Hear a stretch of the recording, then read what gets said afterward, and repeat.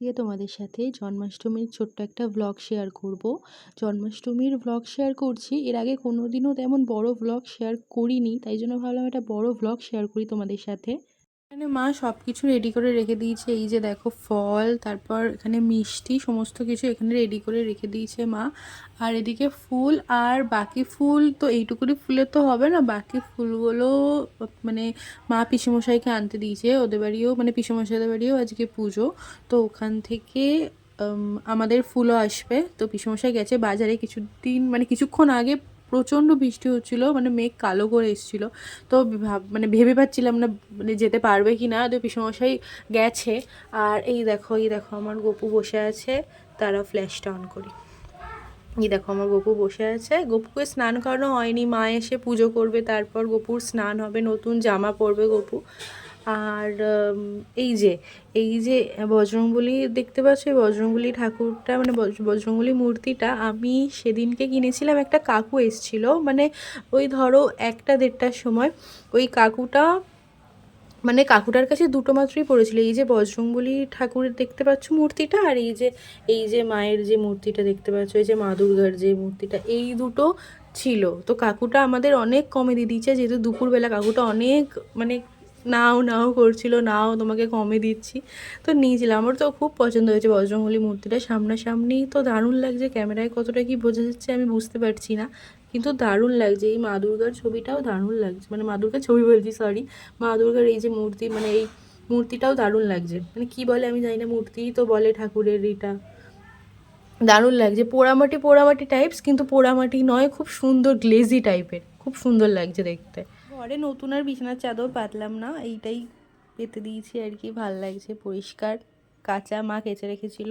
আর আজকে আমি এই শাড়িটা পরবো, এই শাড়িটার সাথে ব্লাউজ আছে, আমি ঠিক খুঁজে পাচ্ছি না ব্লাউজটা, এইটা কন্ট্রাস্টে আমি ঠিক বুঝতে পারছি না, এইটা একটু আয়রন করে নিতে হবে, তাহলেই এটা হয়ে যাবে, ভালো লাগবে। আয়রন করা থাকলে তো আলাদা ব্যাপার থাকে।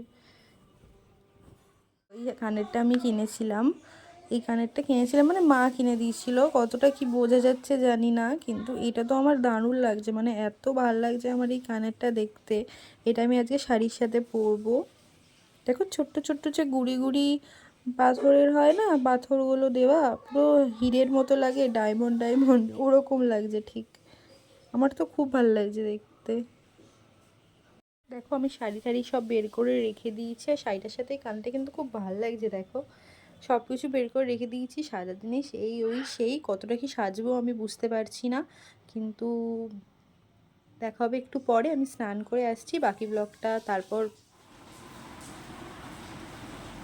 দেখো কেমন বৃষ্টি শুরু হয়ে গেল, দেখো মানে কি বলবো, বৃষ্টি ভালোই লাগে, খারাপ লাগে না, কিন্তু তাও আমার তো বৃষ্টি দারুণ লাগে। কিন্তু ব্যাপারটা হচ্ছে শাড়ি পরে ভালোই হবে, একটা সুবিধা আছে, প্যাচ প্যাচ করবে ঠিকই, কিন্তু শাড়ি পরে বেশ মজাই হবে, ওই গরমটা আর লাগবে না।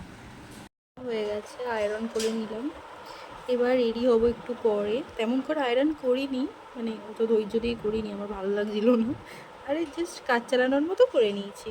আমি খুব একটা সাজতে পছন্দ করি না, তাই লুকটা সিম্পলের ওপরই রেখেছিলাম। একটা get ready with me share করেছি ইউটিউবে শর্টসে, তোমরা চাইলে চেক করে নিতে পারো কেমন করে সেজেছিলাম সেই নিয়ে। আর এই শাড়িটা আমি অফলাইনে কিনেছিলাম, তাই বলতে পারবো না যে কোথায় পাওয়া যায়, অনলাইনে আছে কি না। আর গোপুর পুজো শুরু হয়ে গেছিলো, যেহেতু সারাদিনই পুজোর নিয়ম ছিল, ওই জন্য মা দুপুরবেলা পুজো করেছিল। আর সত্যি কথা বলতে মা এবারে গোপুর জামাটা এত সুন্দর এনেছিল, মানে এত ভাল লাগছিল গোপুর জামাটা, আমার তো খুব পছন্দ হয়েছে। আমি এবারে মায়ের সাথে কিনতে যেতে পারিনি গোপুর জামা কাপড়, তো মা গেছিলো, আর এত ভাল লাগছে, দেখো কেমন লাগছে আমার গোপুকে, তোমরা কিন্তু জানাতে ভুলো না, কমেন্টে জানিও। আর ওর হাসি এত ভালো লাগছিল, সব সময় যেন মনে হচ্ছে হাসছে, মানে এত ভালো লাগছিল ওকে দেখতে, ও খুব আনন্দ পেয়েছিল। গোপুর পুজো সব হয়ে গেছে, আর এই 4:30 সময় মা পুজো করে এলো।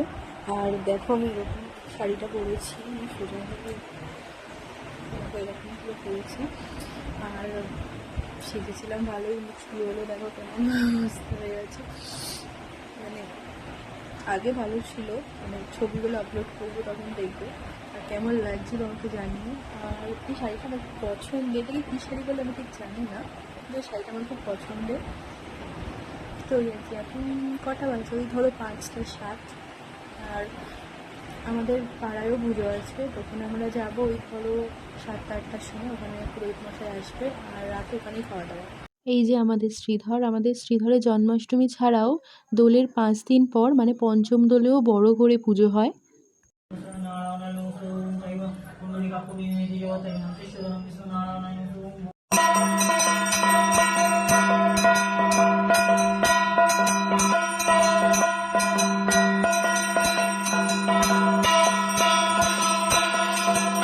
রাতে শ্রীধরের পুজো দেখার পর গেছিলাম পিসির বাড়ি, ওখানেই নেমন্তন্ন ছিল, ওখানে খেয়েছিলাম লুচি, আলুর দম, ছোলার ডাল, মিষ্টি।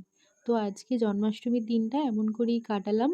যদি ভালো লেগে থাকে সাবস্ক্রাইব করে দিও, লাইক করে দিও। তো আজকের জন্য টাটা।